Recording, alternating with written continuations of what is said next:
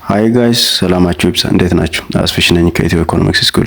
ዛሬ ደግሞ ቻፕተር 2 ፓርት 2 ዘ ስትራክቸር ኦፍ ፋይናንሻል ማርኬት ይዤ መጥቻለሁ። እንደተለመደው ሰብስክራይብ፣ ላይክ፣ ሼር ማድረጋችሁን ቼክ አድርጉ። እንጀምር። 1.2 ዘ ስትራክቸር ኦፍ ፋይናንሻል ማርኬት የፋይናንስ ገበያዎች መዋቅር ምን ይመስላል?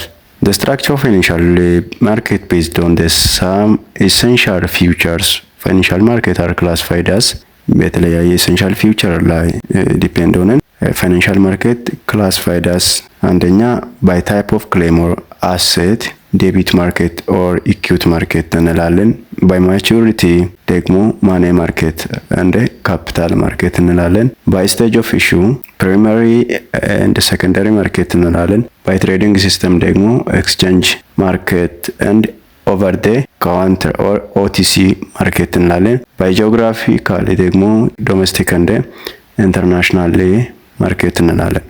ከነዚህ የተወሰኑትን እናያለን። ምናልባት አሁን በዚህ ዙሪያ ባይጂኦግራፊካል እና ባይ ትሬዲንግ ሲስተም ላይኖር ይችላልና ግን ያለውን በዚህ ሞጁላችን ላይ የተዘጋጀውን እንማራለንና ባይ ታይፕ ኦፍ ክሌም ኦር ባይ ታይፕ ኦፍ አሴት ዴቢት ማርኬት ኤንድ ኢኩዊቲ ማርኬት አለ ብለናልና ከዚህ መጀመሪያ ዴቢት ማርኬት ኦር ቦንድ ማርኬት እንመለከታለን ማለት ነው። ኦኬ definition of debit or bond market. What does mean debit market? ምንድነው debit market ማለት? Debit market also called bond market are financial market where borrowers raise money by issuing debit instrument like bonds and investors or lenders buy this instrument to earn interest. debit market የሚባለው ተበዳሪዎች እንደ ቦንዶች ያሉ ዴቢት ኢንስትሩመንቶችን በማቅረብ ገንዘብ የሚያገኝበት የገንዘብ ሁኔታ የሚያመለክቱ ሲሆን ኢንቨስተሩ ወይም አበዳሪዎች ደግሞ እነዚህ ኢንስትሩመንቶች በመግዛት ወለድ የሚያገኙበት ዘዴ ነው ማለት ነው። ምን ዴቢት ምንድነው ሲባል ዴቢት ከወለድ ቦንድ ማርኬት are financial market where borrowers raise money by issuing debit instrument like bonds and investors or lenders buy this instrument to earn interest. debit market የሚባለው ተበዳሪዎች እንደ ቦንዶች ያሉ ዴቢት ኢንስትሩመንቶችን በማቅረብ ገንዘብ የሚያገኙበት የገንዘብ ሁኔታ የሚያመለክቱ ሲሆን ኢንቨስተሩ ወይም አበዳሪው ደግሞ እነዚህ ኢንስትሩመንቶችን በመግዛት ወለድ የሚያገኝበት ዘዴ ነው ማለት ነው። The borrower is usually a government corporation or financial institution. ቦሮዌር ተበዳሪዎች የሚባሉት መንግስት ሊሆን ይችላል፣ ኮርፖሬሽን ሊሆን ይችላል፣ ፋይናንሻል ኢንስቲትዩሽን ሊሆን ይችላል። The lender or investor is anyone willing to lend money in exchange for regular interest payment and eventually repayment of the principal.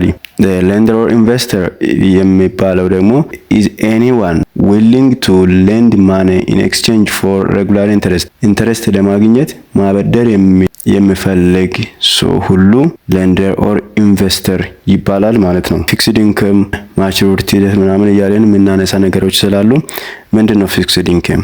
ፊክስድ ኢንከም ኢንቨስተር ኤርን ኢንተረስት አት ፊክስድ ሬት። ፊክስድ ኢንከም የሚባለው ኢንቨስተሩ ለንድ ያደረገ ሰውዬ ኢንተረስቱን አት ፊክስድ ሬት በየጊዜው በተወሰነለት ጊዜ ላይ የሚያገኝ ከሆነ በየጊዜው ሳይቋረጥ የሚያገኝ ከሆነ ፊክስድ ኢንከም ይባላል። ማቹሪቲ ዴት የሚባለው ደግሞ the debt when the borrower repays the principal ተበዳሪው የተበደረውን የመጀመሪያውን መጠን የሚከፈልበት ቀን ማለት ነው። ለምሳሌ ለ10 አመት ብሎ ከሆነ የተበደረው 10 አመቱ ማቹሪቲ ዴት ይባላል። የተበደረውን የመጀመሪያውን መጠን የሚከፍልበት ማለት አሁን ሲበደር መጨረሻ ላይ አሁን የተበደረውን ሙሉ እንዳለ ይመለሳል አይደለ? 10 ወር ብሎ ከሆነ በ10 ወር መጨረሻ 10ኛ ወር መጨረሻ ላይ 1 አመት ብሎ ከሆነ 1ኛ አመት መጨረሻ ላይ ሙሉ አሁን የወሰደው ነው አይደለ የሚመለሰው። ያ የአመቱ ርዝማኔ ማቹሪቲ ዴት ይባላል።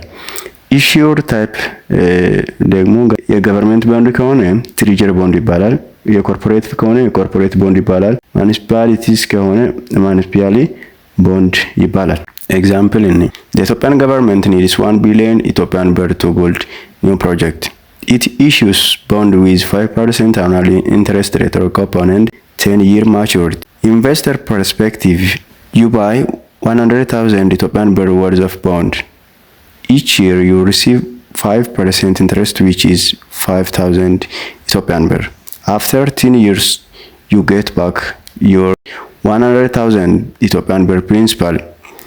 ምን ማለት ነው መሰላችሁ? የኢትዮጵያ መንግስት አዲስ ፕሮጀክት ለመገንባት 1 ቢሊዮን ብር ፈለገ እንበል እና የፈለገበት ሲያቀርብ ቦንዱን ሲያቀርብ 5% ኢንትረስት ሬት እንዲሰጠው ኩፖኑን አዘጋጀ። ለስንት ዓመት? for 10 year maturity ለ10 ዓመት ማለት ነው። ከዛ በኋላ ኢንቨስተሩ ይመጣና ኢንቨስተር ሌንደር ይመጣና ምን ያደርጋል? ዩባይ ለምሳሌ አንተ እንትኑ ሌንደር ነህ እንበል እና ዩባይ 100,000 ኢትዮጵያ ብር worth of bond ይሄንን ቦንድ በ100,000 ብር ገዛህ እንበል። each year you receive 5% interest which is 5,000 Ethiopian birr. After 10 years you get back your 100,000 Ethiopian birr principal። ሲያቀርብ ምንድነው ያቀረበው? 1 ቢሊዮን ነው የፈለገው። ለእያንዳንዱ ሰው 5% ለሚገዛ ሰው 5% ኢንትረስት እንዲሰጥ ነው ለ10 ዓመት እና አንተ ደግሞ ከዚህ ሄደ በ100,000 ብር ቦንዱን የምትገዛ ከሆነ 5% ለ100,000 ምን አለ? ኢንተረስት አለ። ከዛ በኋላ after 10 years 10 ዓመት ነው አይደለም ማቹሪቲ። ይሄ ማቹሪቲ ዴት ካለቀ በኋላ 100,000 አሁን አውጥተ ቦንድ የገዛኸውን እንዳለ ሆኖ 5% ደግሞ የ100,000 5%ቱ 5,000 ነው አይደለ? 5,000 ብር አትርፈ ትቀበላለህ ማለት ነው። ኦኬ ኢሹር ፐርስፔክቲቭ ካየን ደግሞ ይሄንን ቦንዱን ያቀረበ አካል መንግስት ነው አይደለ? ምን ያደርጋሉ? government gets 1 billion upfront build new project it buys 5% interest per year to bond holder።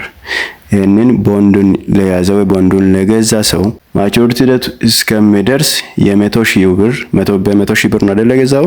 ለገዛው የ100,000 ብር 5%ቱ ኢንተረስት ሬት ላንተ እየከፈለ ይቀጥላል ማቹሪቲ ዴት እስከሚደርስ ማለት ነው። ማቹሪቲ ዴት ከደረሰ በኋላ ደግሞ 100,000 እንዳለ ይመልስልሃል።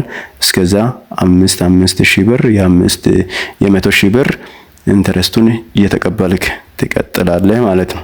ሰማራይዝ ስናደርግ ዴቢት ማርኬት የሚባለው በሮማናይን ሶሮ ቦንድ ነው። ኢንቨስተር የሚባለው ደግሞ ማን ነው? ሌንደር ኦር ኤርን ኢንተረስት። ኢንቨስተር የሚባለው ሌንደር ነው ወይም ቦንዱን ገዝቶ ምኑን ኢንተረስቱን ኤርን የሚያደርግ ሰው ነው። ኢሹር ደግሞ አቅራቢ ነው አይደለ? ቦሮዌር ማለት ነው። በሌላ መንገድ ግድም መንግስት ቦንዱን ምን አደረገ? ኢሹ ያደረገ አቀረበ እና ምንድነው የሚከፍለው ላንተ? ፓይ ኢንተረስት ኤንድ ፕሪንሲፓል። ቀኑ የማቹሪቲው ዴቱ እስከደርስ ኢንተረስት ይከፍላል።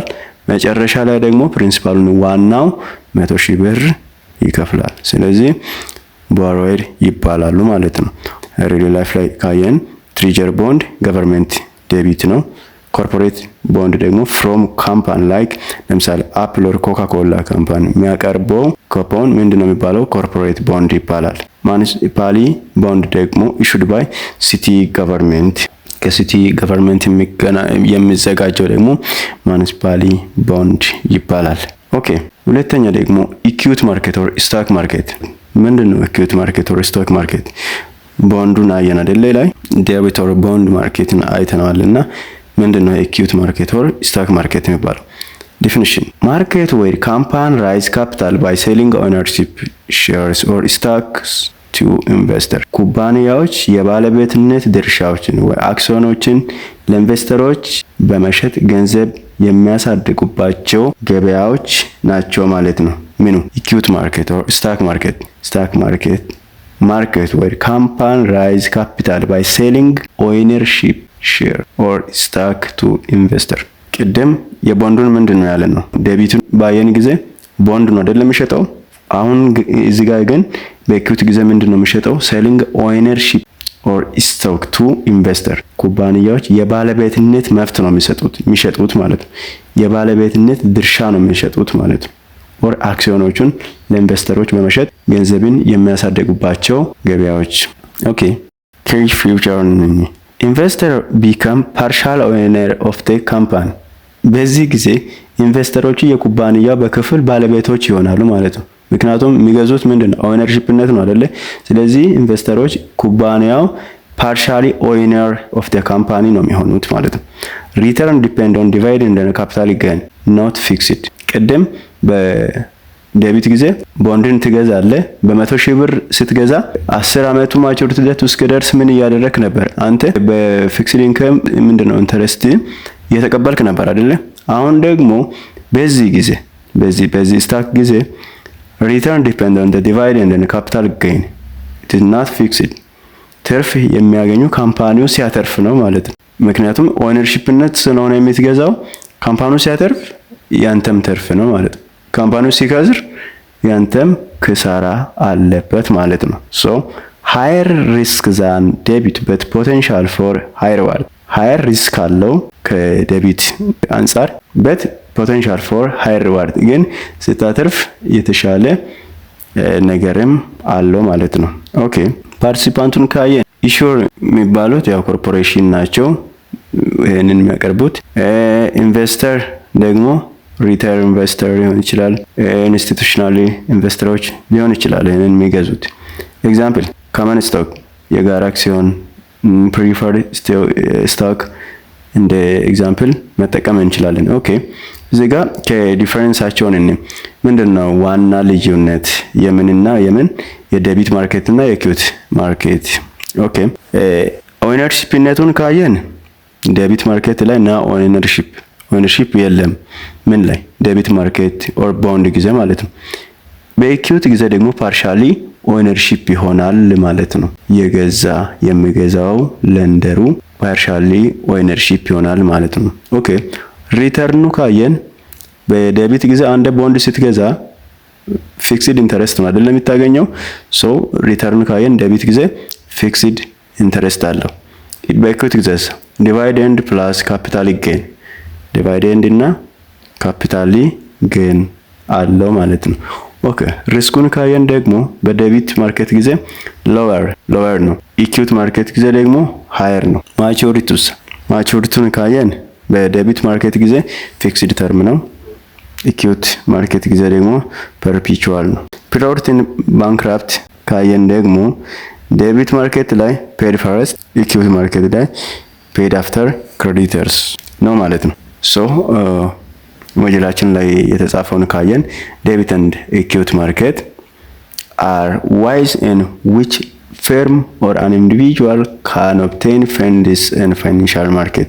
አንድ ኩባንያ ወይም ግለሰብ በገንዘብ ገበያ ውስጥ ገንዘብ ማግኘት የሚችሉባቸው መንገዶች ናቸው ማለት ነው። እና እነዚህም ያው ዴቢት ኢንስትሩሜንት ቦንድ ኦር ሞርትጌጅ ብለው አስቀምጠውልናልና እንዴት ነው ዴፊኒሽኑን የሰጠው? it is the most common method of raising fund። ይሄ ዴቢት ኢንስትሩሜንት ኦር ቦንድ ኦር ሞርትጌጅ የሚባለው it is most common method of raising fund። በጣም ሞስት ኮመን ሜተዱ ዴቢት ኢንስትሩሜንት ማለት ነው። ኦኬ ቦንድ ኦር ሞርትጌጅ ኢዝ ኮንትራክቹዋል አግሪመንት ባይ ዘ ቦሮወር ቱ ፓይ ዘ ሆልደር ኦፍ ኢንስትሩሜንት ፊክስድ ዶላር አማውንት አት ሬጉላር ኢንተርቫልስ ኦር ኢንትረስት አት ፕሪንሲፓል ፔመንትስ አይደል አንቲል ስፔሲፊክ ዴት ኦር ዘ ማቹሪቲ ዴት ወን ፋይናል ፔመንት ኢዝ ሜድ አይደል ላይ እንዳወራ ነው። ኢንተረስት ሬቱ ምንድነው? ፊክስድ ነው አይደለ? ፊክስድ ኢንተረስት ሬት ነው የሚሰጠው። ማቹሪቲ ዴቱ እስኪደርስ እሱን እየከፈልክ ትቀጥላለህ ማለት ነው። ምክንያቱም አስ ኮንትራክቹዋሊ አግሪመንት ማለት ነው። ለምሳሌ ለ10 ዓመት ከሆነ እየተባልከው 10 ዓመትህን ጠብቀ አንተ በየአመቱ ፊክስድ ኢንተረስትህን እየተቀበልክ ትቀጥላለህ። ያ ደግሞ በየአመቱ እንደተስማማችሁት ኢንተረስት ሬትን እየሰጠ ቀጥልና መጨረሻ ላይ ማቹሪቲ ዴት ከደረሰ በኋላ ዋናህን ይመልስልሃል ማለት ነው። ኦኬ ዴቢት ኢንስትሩሜንት ኢዝ ሾርት ተርም የሚባለው ዴቢት ኢንስትሩሜንት ላይ ማቹሪቲ ዴት ሌስ ዛን 1 ይር ከሆነ ሾርት ተርም ይባላል። ኢንተርሚዲየት ተርም የሚባለው ማቹሪቲ ቢትዊን 1 to 10 ይር ከአንድ አፕ ቱ 10 ይር ደግሞ ኢንተርሚዲየት ተርም ይባላል።